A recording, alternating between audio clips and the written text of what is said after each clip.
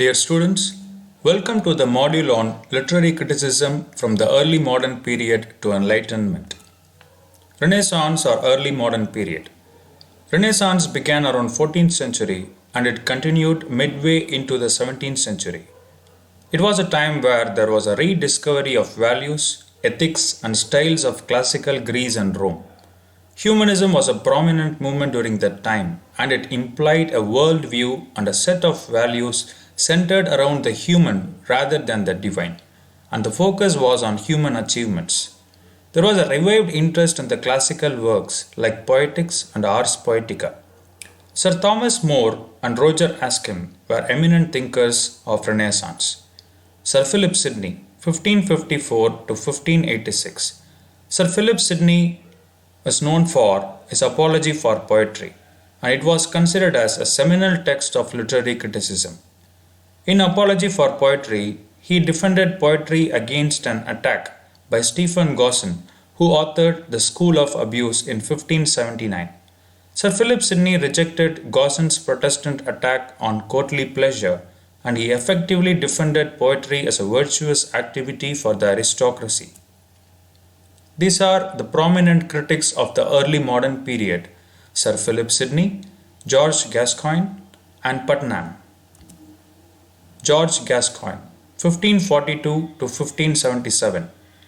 The first literary critical essay in English language was written by George Gascoigne, and it was called Certain Notes of Instruction Concerning the Making of Verse or Rhyme in English. It appeared in Gascoigne's works entitled The Poses of George Gascoigne, Esquire, corrected, perfected, and augmented by the author in 1575. Certain Notes of Instruction follows in the tradition of Ars Poetica, and it was a manual offering advice to the aspiring poet. George Gascoigne offers advice on the entire range of rhetorical issues as follows: invention, prosody, verse form and style. George Putnam. George Putnam authored The Art of English Poesy in 1589. The central purpose of Putnam's treatise is similar to that of writers such as Dante and Joachim du Bellay. He justified the use of vernacular language for poetry.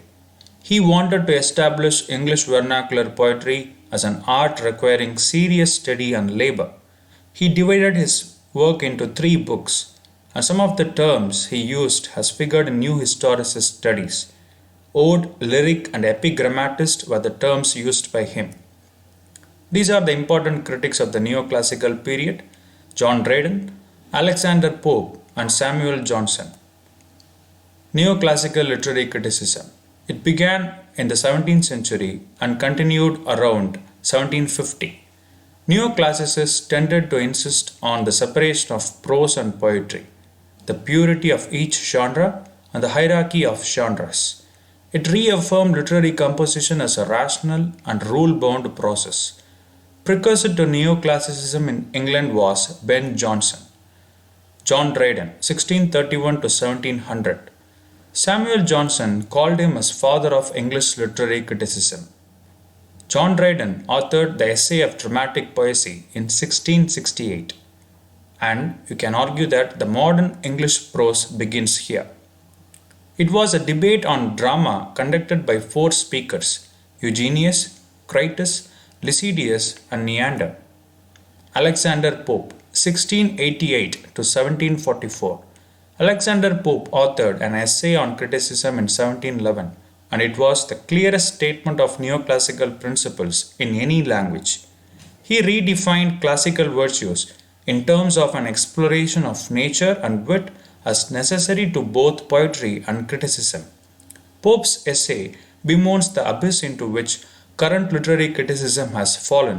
He does not by any means denounce the practice of criticism itself. In this, the word current refers to criticism of 18th century.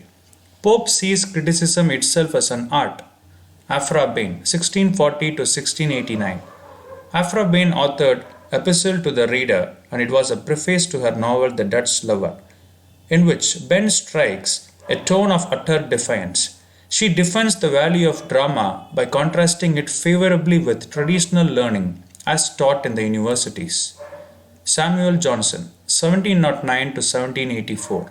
Samuel Johnson was known for his Dictionary of the English Language, and he was also known for Lives of the English Poets and 8-volume edition of Shakespeare. His famous preface to Shakespeare played a part in establishing Shakespeare's reputation. In his fictional work History of Rasselas, he offered his central insights into the nature of poetry. Three concerns of his preface were how a poet's reputation is established, the poet's relation to nature, relative virtues of nature and experience of life as against relevance of principles established by criticism and convention. We move on to Enlightenment, and these are the important thinkers of Enlightenment: John Locke, Joseph Addison, and Mary Wollstonecraft. The Enlightenment or Age of Reason. It began around 1680 and continued up to the end of 18th century.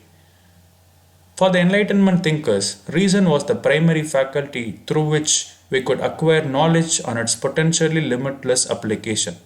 Important thinkers of Enlightenment were Francis Bacon, René Descartes, and Baruch Spinoza. Francis Bacon. The Advancement of Learning and the New Organon were the works written by Francis Bacon, and René Descartes was considered as the father of modern philosophy. John Locke authored an essay concerning human understanding. Locke's empiricism affected the writing of poetry, stimulating a relatively novel preoccupation with sensory detail and scientific description. Locke's philosophy was popularized by Addison. He urged that knowledge of Locke was necessary for the literary critic. Some of the eminent thinkers of the Enlightenment were Joseph Addison, who edited the Tatler, the Spectator, and the Guardian along with Steele; David Hume, who authored a treatise on human nature; Edmund Burke, who authored a philosophical inquiry into the origins of our ideas of the sublime and beautiful; Mary Wollstonecraft, a vindication of the rights of women. It was considered as an important feminist text after the 14th century writer Christian de Pizan's The Book of City of Ladies. In our next module, we will discuss literary criticism during the earlier 19th century and Romanticism. Thank you.